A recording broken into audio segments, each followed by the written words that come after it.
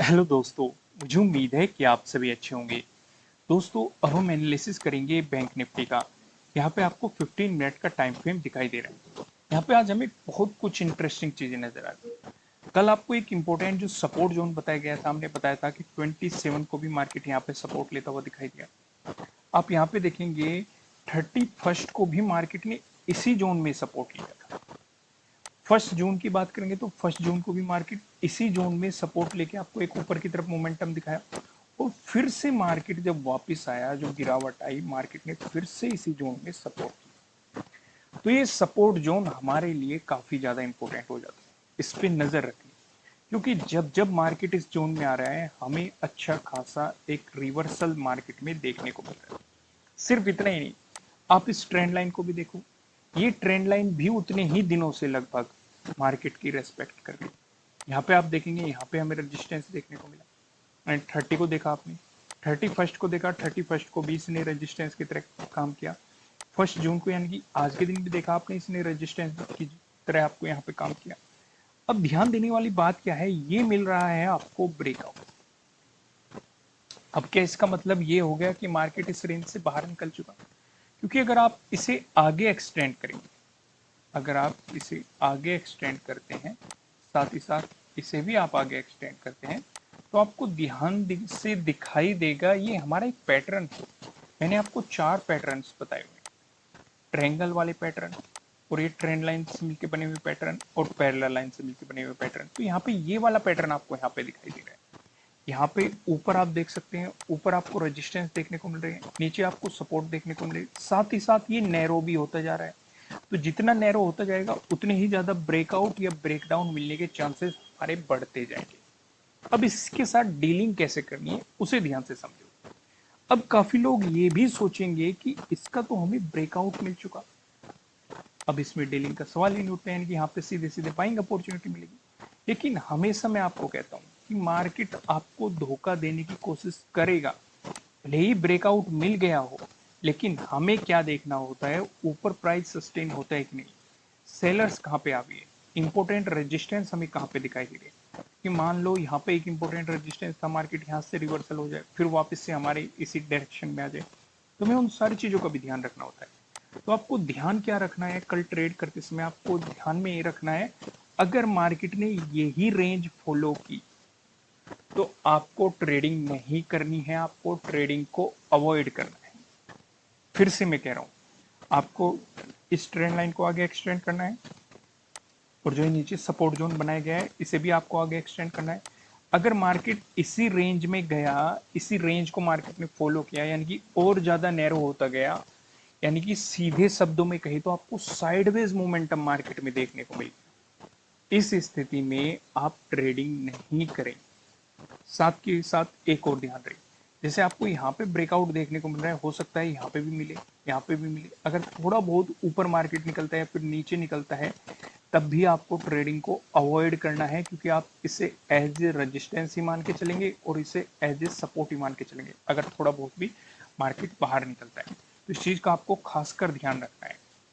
अब यहाँ पे क्या होता है, मान लो कोई एक इंपॉर्टेंट लेवल है, मार्केट इसकी रेस्पेक्ट करता हुआ चल रहा है, मार्केट ने इसका ब्रेकआउट दे, तो हमें देखना होता है कि मार्केट प्राइस ऊपर सस्टेन कर रहा है कि नहीं, तभी हम उसे मानेंगे ब्रेकआउट, और हम सोचेंगे कि ये हमें बाइंग अपॉर्चुनिटी मिल रही है। कई बार मार्केट आपको धोखा देने की कोशिश करेगा। मान लो इस ये ब्रेकआउट मिल गया आपको, और फिर वापस से नीचे क्लोजिंग दे देगा, और इस तरीके से चलना शुरू हो जाएगा। तो समझ रहे हो ना कि मार्केट में ये भी मोमेंटम देखने को मिल सकते हैं, क्योंकि लास्ट में होती है इस तरह की सिचुएशन, और लास्ट में सब सोचते हैं कि अचानक से यहाँ पे ब्रेकआउट मिल गया, चलो सी कैरी फॉरवर्ड कर लेते हैं, कल को तो पॉजिटिव मोमेंटम दिख ही जाएगा। ये उन्हीं लोगों को ट्रैप करने के लिए इस तरह की चीजें की जाती है। अब मैं ये भी नहीं कहूंगा आपको कि हमेशा ये चीज सही होती है, क्योंकि कई बार हमें रियल ब्रेकआउट भी मिलता है। वो डिपेंड करता है कि वॉल्यूम कैसा है, आ रहा है मार्केट में, और वहां पे बायर्स कैसे बैठे हुए हैं। अगर आपको यहाँ पे वॉल्यूम अच्छा खासा मिल गया, तो डेफिनेटली आपको पॉजिटिव मोमेंटम देखने को मिल जाएगा। लेकिन अगर आपको यहाँ पे सेलर्स ज्यादा हावी होते हुए दिखाई दे, तो मार्केट फिर से इस रेंज को फॉलो करेगा। फिलहाल इतनी चीज आपके अच्छे तरीके से समझ में आ गई होगी, इसके साथ डील कैसे करना है वो भी समझ में आ गया होगा। अब मैं आपको आगे लेके चलता हूँ। यहाँ पे डिस्कशन करते हैं हम प्राइस एक्शन की मदद से सपोर्ट और रेजिस्टेंस का। अगर आपको गैप अप ओपनिंग देखने को मिली या फिर फ्लैट ओपनिंग देके मार्केट ने आपको पॉजिटिव मोमेंटम दिखाया, इन दोनों ही सिचुएशन पे जो हमें रेजिस्टेंस नजर आ रहा है, ये 36,000 पे हमें रेजिस्टेंस देखने को मिला। यहाँ पे देखेंगे 30 को, अगर आप ध्यान से देखेंगे 30 को मार्केट ने यहाँ पे काफी ज्यादा साइडवेज मोमेंटम दिखाया था, यानी कि मार्केट इसकी रेस्पेक्ट करता हुआ चल रहा था 36,000 की। इसकी ब्रेकआउट देने की कोशिश भी की है मार्केट ने, लेकिन प्राइस ऊपर सस्टेन नहीं कर पाया। आपको यहाँ से गिरावट ही मार्केट में देखने को मिली। पहला रेजिस्टेंस हमारा रहेगा 36,000। अगर आपको इसका ब्रेकआउट मिलता है उसके बाद जो हमें रेजिस्टेंस नजर आ रहा है वो 36,200 पे आप अगला रेजिस्टेंस यहाँ पे देख सकते हैं।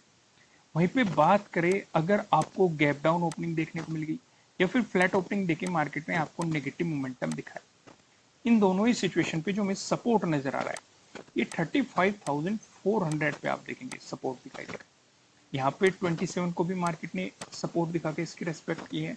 आप यहाँ पे देख सकते हैं 31 को भी मार्केट ने सपोर्ट दिखा के इसकी रेस्पेक्ट की है। 1 जून को भी देखिए मार्केट ने इसी जोन में सपोर्ट लिया है, फिर ऊपर मोमेंटम दिखाया, फिर से वापस से इसी जोन में मार्केट ने सपोर्ट लिया है। इस चीज को आपको ध्यान रख के चलना है, ये आपको एक मजबूत सपोर्ट दिखाई दे रहा है और इस सपोर्ट की रेस्पेक्ट कल को भी हो सकती है। इस चीज को आपको ध्यान रखना है। अगर मिलता है आपको इसका ब्रेकडाउन, उस सिचुएशन पे जो हमें अगला सपोर्ट नजर आ रहा है, ये 35,000 पे हमें सपोर्ट देखने को मिल रहा है। यहाँ पे आप देखेंगे 26 को, अगर आप ध्यान देंगे, पहले आपको रेजिस्टेंस देखने को मिला, फिर मार्केट ने इसका ब्रेकआउट दिया और फिर यहाँ पे मार्केट ने सपोर्ट भी लिया है।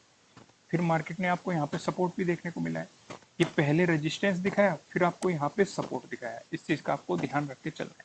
मैंने प्रॉपर प्राइस एक्शन के हिसाब से आपको सपोर्ट और रेजिस्टेंस समझा दिया, यहाँ पे किस तरीके से काम करेंगे लॉजिक के साथ ये भी बता दिया। अब मैं आपको सीधा लेके चलता हूँ नो ट्रेडिंग जोन की तरफ, जहाँ पे हमें नो ट्रेडिंग जोन आज मार्केट में दिखाई दे रहा है। यहाँ पे आप देखेंगे आपको दो रेड लाइन दिखाई दे रही है। नीचले वाली लाइन की बात करेंगे, ये 35,534 की है। वहीं ऊपरले वाली लाइन की बात करेंगे 35,878 की है, जो कि आप देखेंगे 31 का हाई भी है। जब तक मार्केट आपको इस जोन में दिखाई देगा, आपको मार्केट में कोई भी पोजीशन नहीं बनानी चाहिए, आपको मार्केट को जस्ट ऑब्जर्व करना चाहिए। अगर मिलता है आपको इसका ब्रेकडाउन, प्राइस नीचे सस्टेन करता है, तो आपको मिल सकती है सेलिंग अपॉर्चुनिटी। वहीं पे अगर मिलता है आपको इसका ब्रेकआउट, प्राइस ऊपर सस्टेन करता है, तो आपको मिल सकती है बाइंग अपॉर्चुनिटी। ध्यान ये भी रखना है, अगर ब्रेकआउट मिला तो यहाँ पे 31 के डे हाई का भी आपको ब्रेकआउट मिलेगा, तो आपके यहाँ पे डे हाई के ब्रेकआउट वाली स्ट्रेटेजी भी आपको काम करते हुए दिखाई देगी।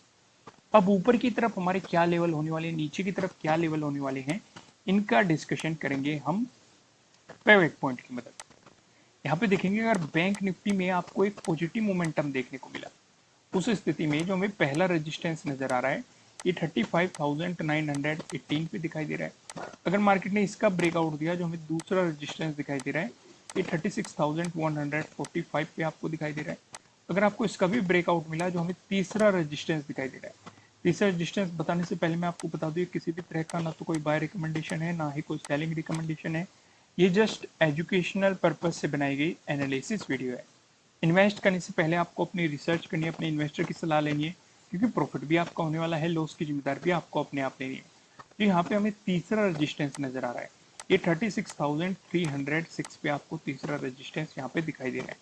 वहीं बात करें बैंक निफ्टी में, अगर आपको देखने को मिला नेगेटिव मोमेंटम, उस स्थिति में जो हमें पहला सपोर्ट नजर आ रहा है, ये 35,326 पे आपको दिखाई दे रहा है।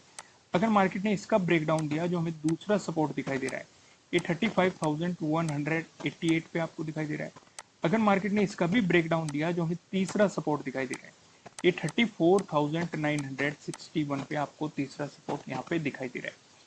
अब एक नजर हम डालते हैं ऑप्शन चेन पे भी। यहाँ पे आप देखेंगे 2 जून की हमने एक्सपायरी सिलेक्ट कर रखी है।